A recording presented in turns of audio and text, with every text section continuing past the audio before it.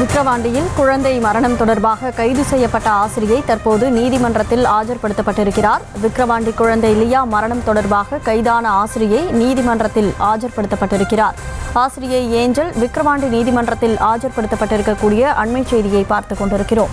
கூடுதல் விவரங்களோடு செய்தியாளர் தாமோதரன் இணைப்பில் இருக்கிறார். தாமோதரன், முழு விவரம்.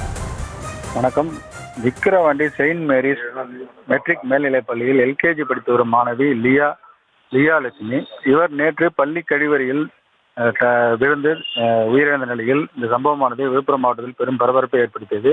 இதனைத் தொடர்ந்து இந்த பள்ளியில் அஜாக்கிரதையாக இருந்ததாகவும் பள்ளி பாதுகாப்பற்ற முறையில் செயல்பட்டதாகவும் கூறி அவர்களது பெற்றோரான பழனிவேல் என்பவர் விக்கிரவாண்டி காவல் நிலையத்தில் புகார் அளித்திருந்தார். இதனைத் தொடர்ந்து விக்கிரவாண்டி போலீசார் வழக்கு பதிவு செய்து 3 நபர்கள் மீது வழக்கு பதிவு செய்திருந்தனர். ஆசிரியர் மற்றும் தலைமை ஆசிரியர், தாளாளர் உள்ளிட்ட 3 நபர்கள் மீது வழக்கு பதிவு செய்யப்பட்டு அவர்கள் கைது செய்யப்பட்டு விழுப்புரம் அனைத்து மகளிர் காவல் நிலையம் அழைத்து வரப்பட்டனர். அங்கிருந்து அவர்கள் மருத்துவ பரிசோதனைக்காக முண்டியம்பாக்கம் அரசு மருத்துவக் கல்லூரி மருத்துவமனைக்கு அழைத்துச் சென்றனர். அங்கு உடல் பரிசோதனை மேற்கொண்ட அவர்களுக்கு தலைமை ஆசிரியர் மற்றும் தாளாளர்களுக்கு அதிகப்படியான உயர் ரத்த அழுத்தம் இருந்த காரணத்தால் அவருக்கு அங்கேயே அனுமதிக்கப்பட்டனர். மேலும் மீதமிருந்த ஆசிரியர் மற்றும் விக்கிரவாண்டி நீதிமன்றத்துக்கு அழைத்து வரப்பட்டனர். விக்கிரவாண்டி நடுவர் நீதிமன்றத்தில் தற்போது ஆசிரியர் ஏஞ்சலை தற்போது போலீசார் ஆஜர்படுத்தியுள்ளனர்.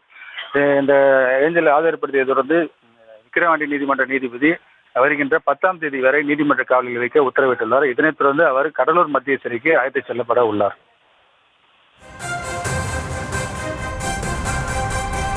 விவரங்களுக்கு நன்றி தாமோதரன்.